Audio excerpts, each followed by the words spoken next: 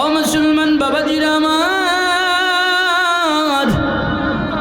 আল্লাহ পাক রব্বুল আলামিন যখন কোরআনুল কারীম নাজিল করলেন, কোরআনুল কারীম নাজিল করিয়া আমার আপনার পয়গম্বর রহমতের নবীকে জানায়া দিলেন, ও পয়গম্বর,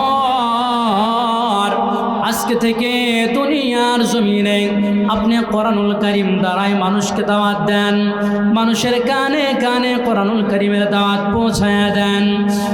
এই কোরআনুল কারীমের আইন আজকে থেকে জমিনের ভিতরে কায়েম করতে হবে। জমিনের ভিতরে আবু জেহেলের আইন চলবে না, জমিনের ভিতরে উতবা সাইবা আবু লাহাবের আইন চলবে না। কথা বলেন ঠিক কিনা? এই জমিনের ভিতরে আল্লাহ পাক রব্বুল আলামিন কোরআনুল কারীম নাজিল করলেন। এই কোরআনুল কারীমের ভিতরে আল্লাহ পাক বিধান দিয়েছেন, আইন দিয়েছেন মানব জাতির কল্যাণের জন্য। আমার আল্লাহ পাক সব কিছু আইন বিধান নিয়ম কানুন সব কিছু দিয়েছেন। কথা বলেন ঠিক কিনা? আল্লাহ পাক রব্বুল আলামিন মুসলমান বাবা, আমার আল্লাহ পাক রব্বুল আলামিন জানায়া দিলেন পয়গম্বর গো, এই কোরআনুল কারীমের জন্য আপনার জীবনে অনেক কষ্ট আসবে, আপনার জীবনে অনেক মুজাহাদা করতে হবে। কারণ হলো এই কোরআনুল কারীমের দাওয়াত যখন মানুষের সামনে দিবেন, এই কোরআনুল কারীমের দাওয়াত যখন মানুষের কানে কানে পৌঁছায়া দিবেন, আপনার অনেক বাধা বিঘ্ন আসবে, সেইগুলা সহ্য করে এই কোরআনুল কারীমের দাওয়াত মানুষের কানে কানে পৌঁছাইতে হবে। এটা কার নির্দেশ? জোরে বলেন কার? আল্লাহ পাকের নির্দেশ। ও পয়গম্বর, দুনিয়ার কোনো মানুষের নিয়ম নীতি আমার দুনিয়ায় চলবে না। বলেন তো এই জমিন কার? এই জমিন আল্লাহ। এই আসমান কার? এই সমস্ত পৃথিবী কার? সমস্ত পৃথিবী আল্লাহর। এই জমিন যার, এই জমিনে আইনও চলবে তার। কথা বলেন ঠিক কিনা?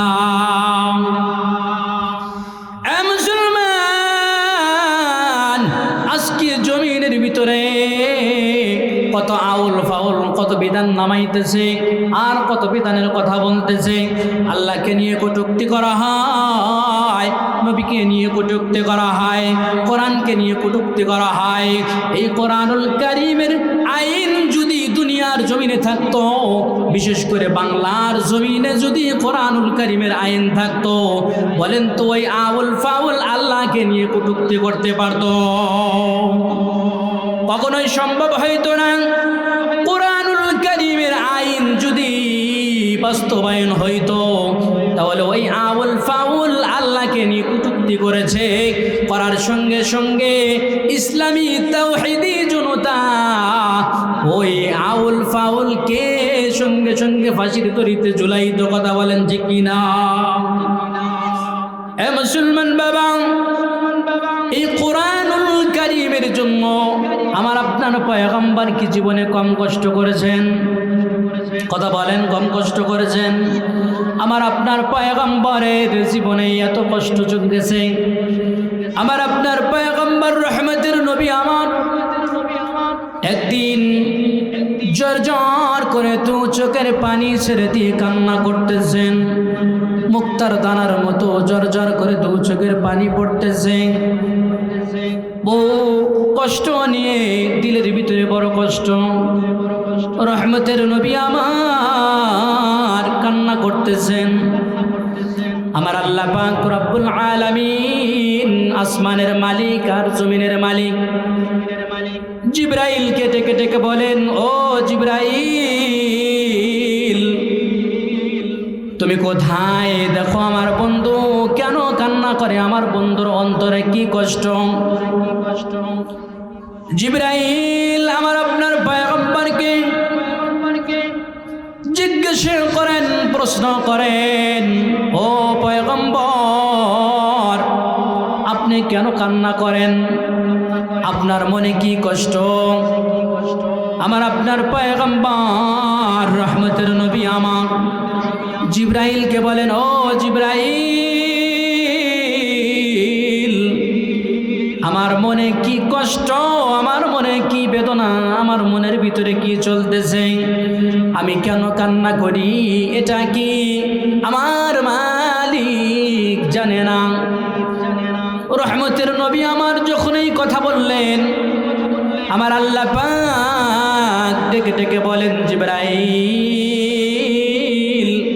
তুমি আমার বন্ধুকে জানাইয়া দাও, আমার বন্ধু তার জবানে বলবে আমার বন্ধু কেন কান্না করতেছে, আমার বন্ধুর জবান থেকে আমি আল্লাহ পাকের শুনতে বড় ভালো লাগে। সুবহানাল্লাহ। আল্লাহ পাক বলেন, বন্ধু আপনি বলেন, আপনার জবান দিয়ে বলেন, আমি শুনি আপনার মনে কি ব্যথা, আপনার মনে কি কষ্ট। রহমতের নবী আমার বলতে শুরু করলেন, মালিক আমি জন্ম নেওয়ার পরে আমার বাবাকে দেখি নাই, বাবার আদর পাই নাই। মালিক গো,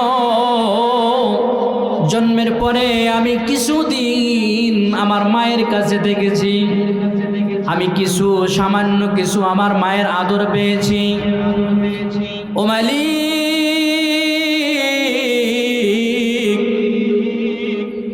এরপরে আমি আমার দাদার কাছে থেকেছি, দাদার আদর পেলাম। কিছুদিন পরে আমার দাদাও দুনিয়ার জমিন থেকে চলে গেল। দাদা চলে যাওয়ার পর আমি আমার চাচার কাছে থাকলাম। আমার চাচা আমাকে আদর যত্ন করলেন, ভালোবাসা দিলেন। কিছুদিন পরে আমার চাচাও দুনিয়া থেকে বিদায় হয়ে গেছে। মালিক গো, আমার কষ্ট হয় এই জন্য তুমি আমাকে দ্বীনের দাওয়াত নিয়ে দুনিয়াতে প্রেরণ করেছ, কোরআন নাজিল করেছ, আমাকে একটা টার্গেট দিয়ে দুনিয়াতে ছেড়ে দিয়েছ। আমি তোমার টার্গেট মতো কাজ করব, দ্বীনের দাওয়াত দিব, ইসলামের দাওয়াত দিব। এটা তো আমাকে করতেই হবে, এটার জন্য আমার কোনো ব্যথা নাই, এটার জন্য আমার কোনো কষ্ট নাই। মালিক আমার বড় কষ্ট হয় যে আমার আপন চাচা আবু লাহাব আমাকে অন্য অন্য মানুষের সাথে আমাকে পাথর দিয়ে ঢাল মারে। আমি যখন দাওয়াত দিতে যাই,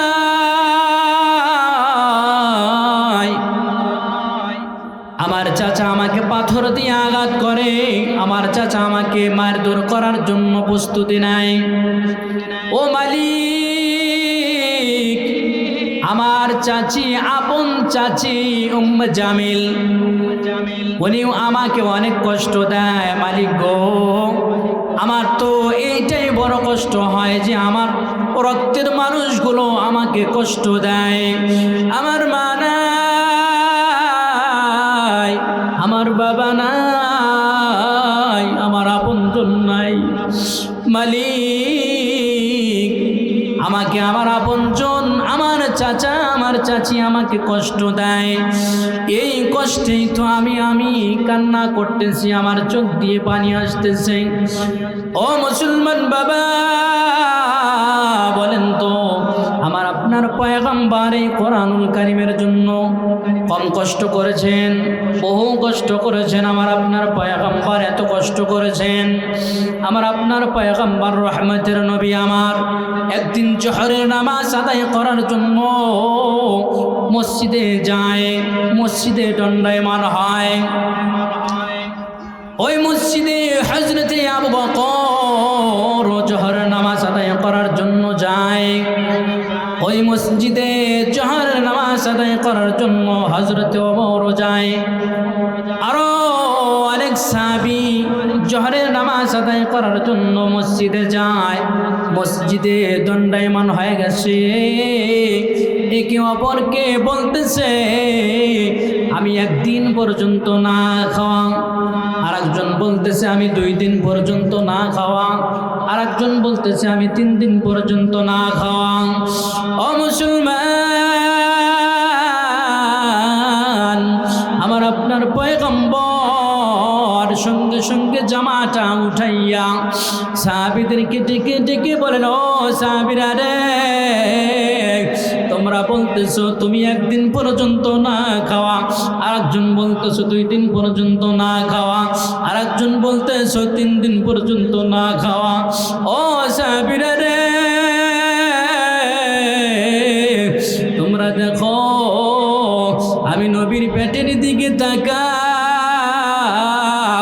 আমি নবী 5 দিন পর্যন্ত না খাওয়া, আমি নবী পেটের ভিতরে পাথর বেঁধে এই কোরআনুল কারীমের দাওয়াত দিতেছি। সুবহানাল্লাহ।